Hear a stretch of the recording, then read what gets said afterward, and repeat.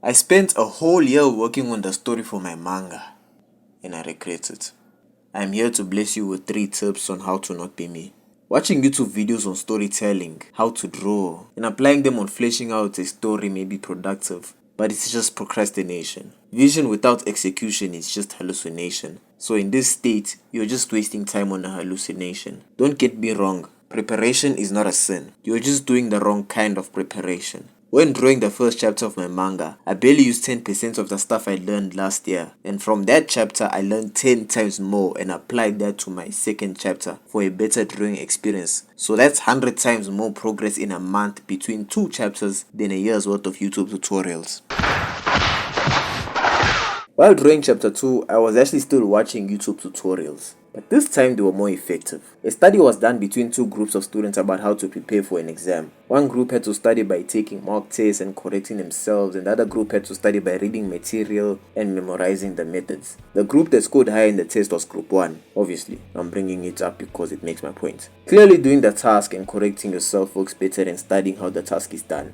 Probably because it is more engaging. But a third group, me in high school, would combine both methods and they straight up aced their tests. The key ingredient when they were studying the materials before and after taking mock tests was necessity. My brother, this is your 69th video on how to draw dynamic action poses and body proportions, and you still don't know that you are going to tear out your hair trying to get the second character in your fight scene proportional to the first. I'm not saying you can't sufficiently prepare before drawing a chapter. I'm saying you could prepare even better if you start drawing the chapter and watch videos you actually need when you are struggling with something or need certain information to keep drawing. You will make better progress with your skills this way. This is called learning by adaptation, and when your foundation gets better, you can even find your own ways to do things. Learning while executing the task works best if you also experiment, so you can develop your own style. Plan out the plot for your first chapter or your first page. Research what you need to execute it, and then execute it. Now you know Jeet Kun Draw. You are now better at learning. 90% of artists suffer from burnout and lose their passion for their art, and you don't want to be one of them now that you know Jeet Kun Draw. If you're watching this, you probably aren't a professional artist. Pros get paid while you aimlessly watch YouTube videos. And since you're not getting paid, you have freedom, which when used correctly will make you immune to having your art feel like work. Do this by framing it as a reward.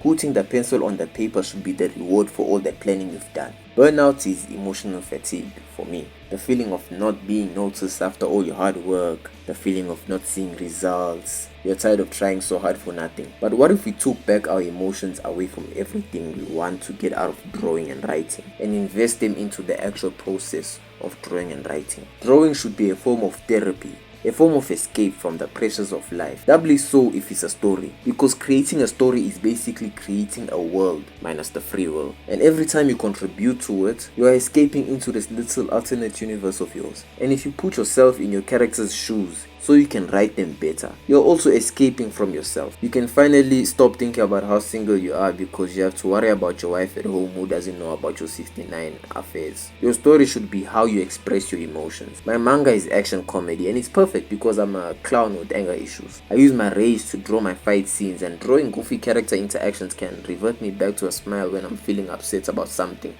I mentioned that you are making the wrong kind of preparations. See, preparing your story beforehand is nice and all, but what a beginner really needs to learn how to prepare is the execution of the story. This is what ties together the 2 tips I mentioned. You need to find a way to make your drawing process as smooth and rewarding as possible. There will be parts of it that feel like a chore. Place all of that stuff before or after the actual drawing of your story. Study before and after the mock test. Stuff like scripting out a chapter, thinking up the poses for your panels, the planning of pages. Now is when you go watch videos about that and prepare those pages, panel, all those constructions that you're gonna need. And then the admin task of posting and editing comes after you're done with all the drawing. Your goal is to grow. Create a process for how you set up a page, and once you're familiar, apply it for the whole chapter and invest time in setting everything up so that whenever you want to draw, to relax, to blow off steam, the pages are ready to give you a hug. And post your work somewhere. If you keep it to yourself, you can edit it and change things and restart, and that's not good for growth. The purpose of posting is not to get fame and fortune, but to make your world exist. Once it's posted and someone reads it, it's set in stone, and you have to build off of what you have. This will challenge you to be more creative because you will be limited to the information that you already showed. Limitations is where creativity shines the most. And the second reason is that if you can't keep editing and changing and restarting, you can keep track of your growth.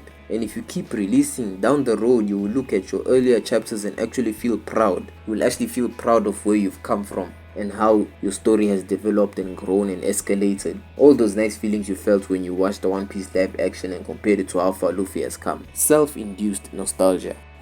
The reason I regret last year is not because learning all that stuff was a waste of time. I am grateful for everything YouTubers have taught me. What I regret is not starting my manga, or at least any side manga, last year and watching all those YouTube videos and growing my skills of writing alongside the world of my manga. I might have been like 5 chapters in now. Right now I'm getting ready to drop chapter 2 and I'm excited to get started on chapter 3. I set goals for the chapter and I'm gonna do the necessary learning in order to execute it as well as I can. Stop aimlessly preparing your story and never drawing it because you are trying to get good at drawing or whatever. You need to actually be drawing chapters to get good.